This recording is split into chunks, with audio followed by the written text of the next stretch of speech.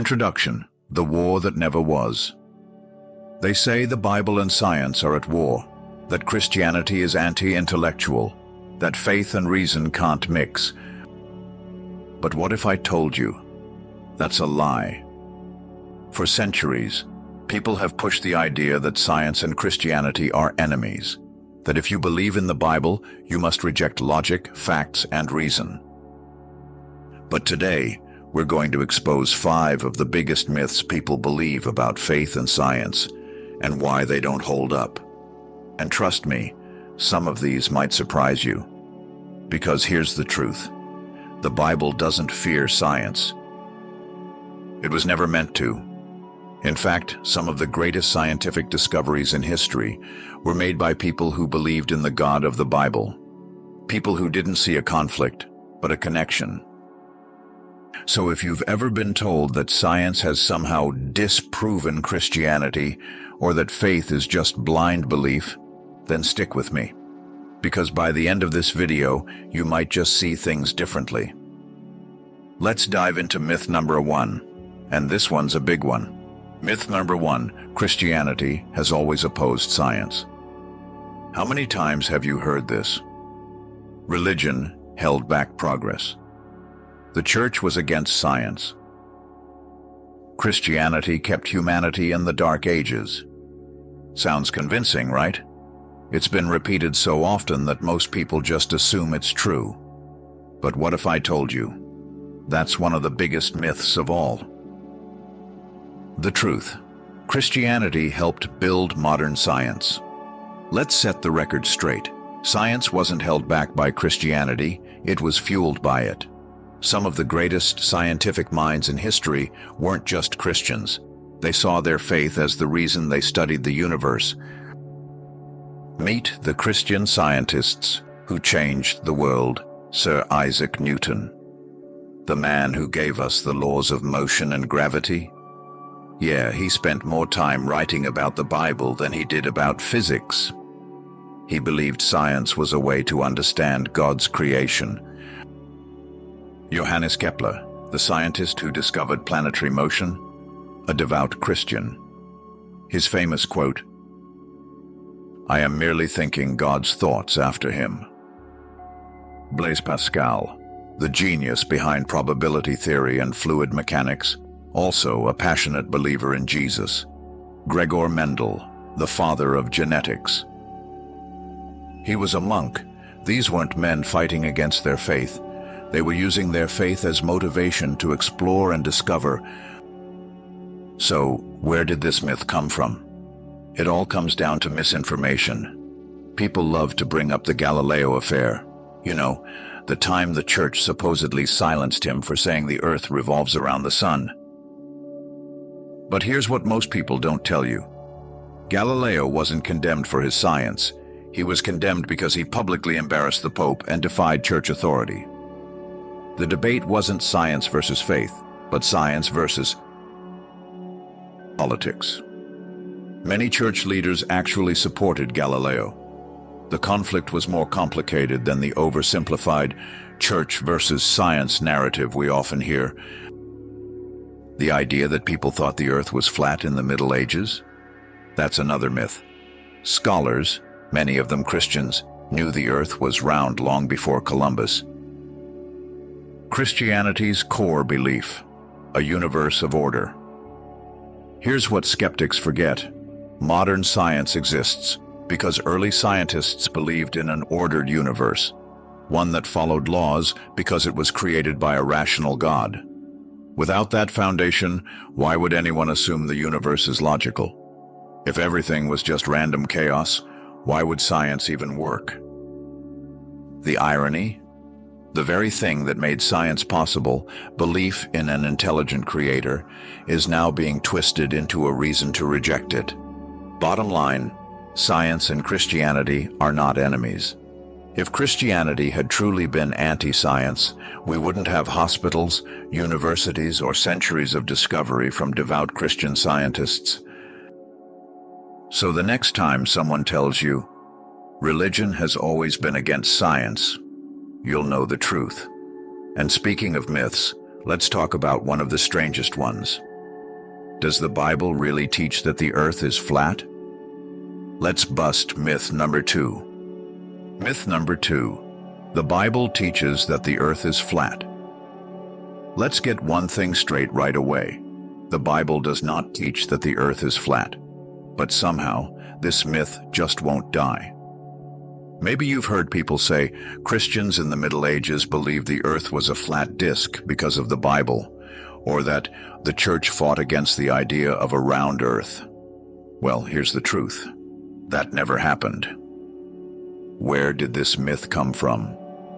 Believe it or not, the idea that Christians believed in a flat earth didn't really take off until the 19th century. That's right. This myth was actually invented by writers who wanted to paint Christianity as anti-science. A big culprit, a man named Washington Irving. Yes, the same guy who wrote The Legend of Sleepy Hollow. He wrote a fictional biography of Christopher Columbus and made up the idea that the church tried to stop Columbus because they thought he'd fall off the edge of the earth. The problem? It wasn't true. Medieval scholars, many of them Christians, already knew the earth was a sphere. In fact, Greek philosophers had figured it out centuries before Jesus was born. But doesn't the Bible say the earth is flat? Some skeptics point to verses like Isaiah 40:22. He sits enthroned above the circle of the earth. Job 38:13. That it might take the earth by the edges and shake the wicked out of it. But here's the thing. The Bible often uses poetic language. It's not a science textbook. It's literature, history, and divine revelation. Let's break this down. The word circle in Isaiah 40:22. It doesn't mean flat disk. It refers to a round shape, which could just as easily mean a sphere.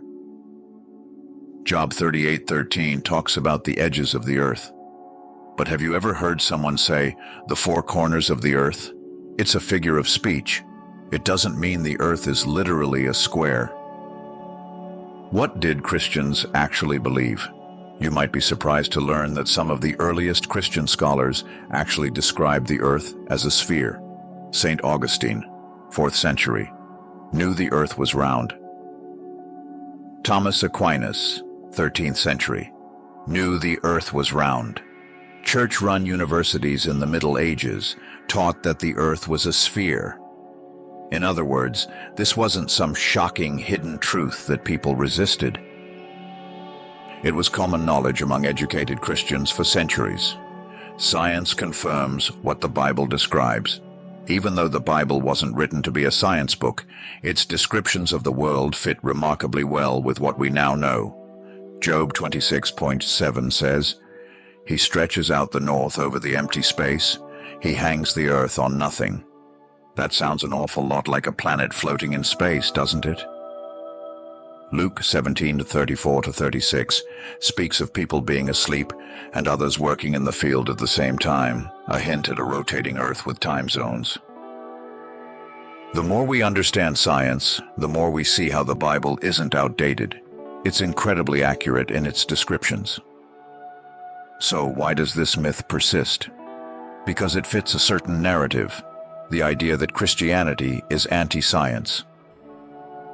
But history tells a different story. The real conflict isn't between science and faith, it's between misinformation and truth. So, if someone ever tells you, the Bible teaches a flat earth, you now have the facts to set the record straight. But now, let's tackle an even bigger controversy. Does evolution disprove the Bible? Let's get into myth number 3. Myth number 3. Evolution disproves the Bible. This is a big one. Some people say, science has proven evolution, so the Bible must be wrong. Others say, if you believe the Bible, you have to reject all of evolution. But is that really true? What if I told you the real issue isn't science versus the Bible? It's how we interpret both? Let's break this down. What do we mean by evolution? First, we need to clarify something important. Microevolution, small changes within species. This is a fact. We see it all the time. Animals adapt, bacteria develop resistance to antibiotics, and humans have genetic variations. No one, Christian or atheist, disagrees with this. Macroevolution. One kind of creature turning into another, like a fish eventually becoming a human. This is where the real debate is. It's a theory, not a proven fact. Many people assume evolution means atheism, but that's not the case. In fact, some scientists believe in evolution while still believing in God. What does the Bible say about creation? Genesis 1 gives us the account of God creating the world. But the biggest debate is, did God create everything instantly in 6 literal days? Young Earth creationism. Did God use evolution over time to create life? Theistic evolution. Or is Genesis meant to be more poetic and symbolic? Christians don't all agree on this, and guess what? That's okay. Because the central truth of Genesis is not about how God created, but that He created. Does evolution disprove God? Let's be honest. Some scientists want evolution to explain everything, including life itself, without God. But even the most hardcore evolutionists still have huge unanswered questions. Where did the first life come from? Evolution only explains what happens after life exists. It can't explain how life started in the first place. Where did information in DNA come from? DNA is like a complex code.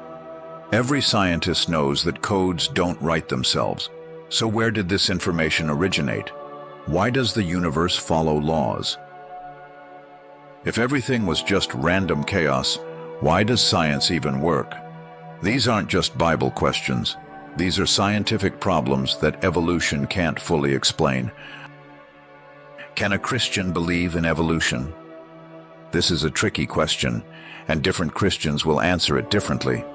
Some believe God created everything instantly, with no evolution at all.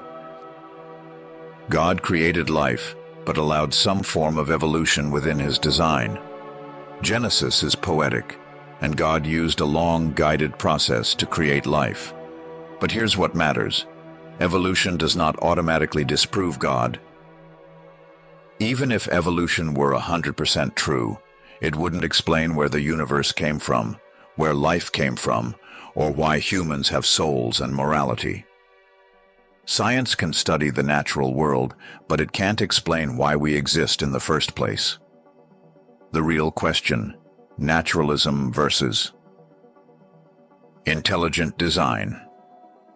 At the core, this isn't about science versus the Bible, it's about world views. Naturalism says everything came from random, unguided processes. No God needed.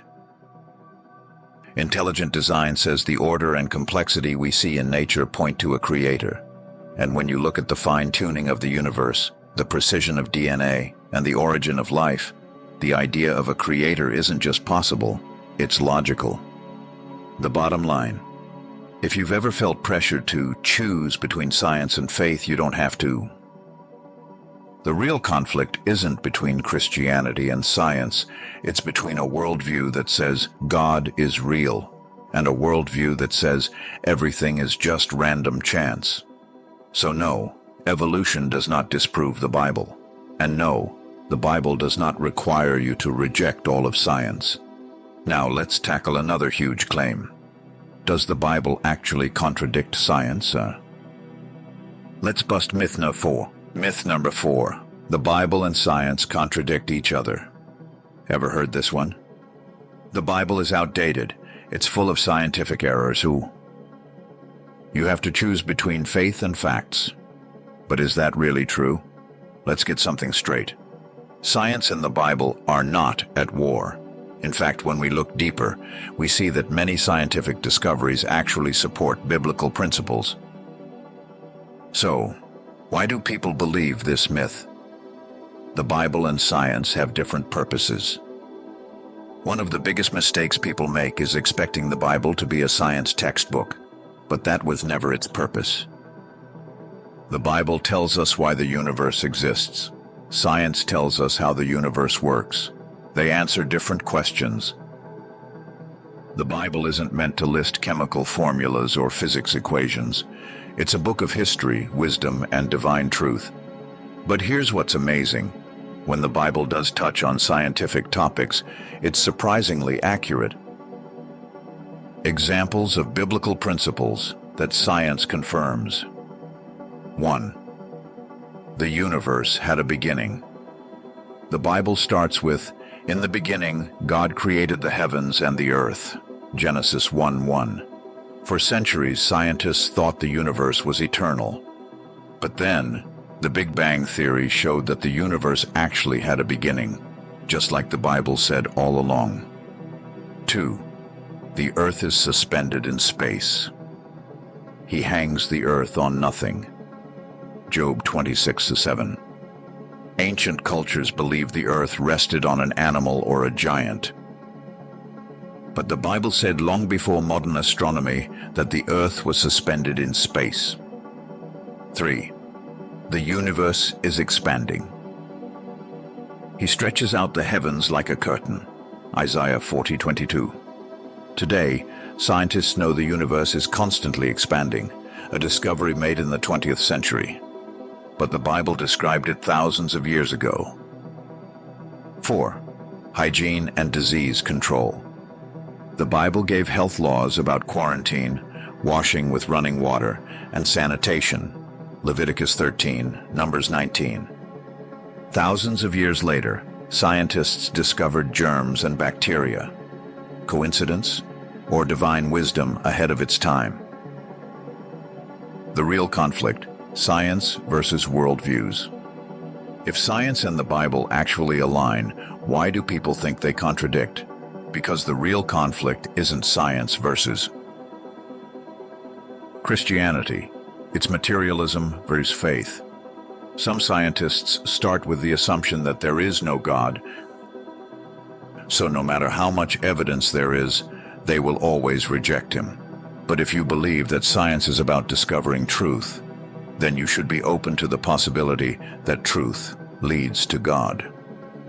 Does science disprove miracles?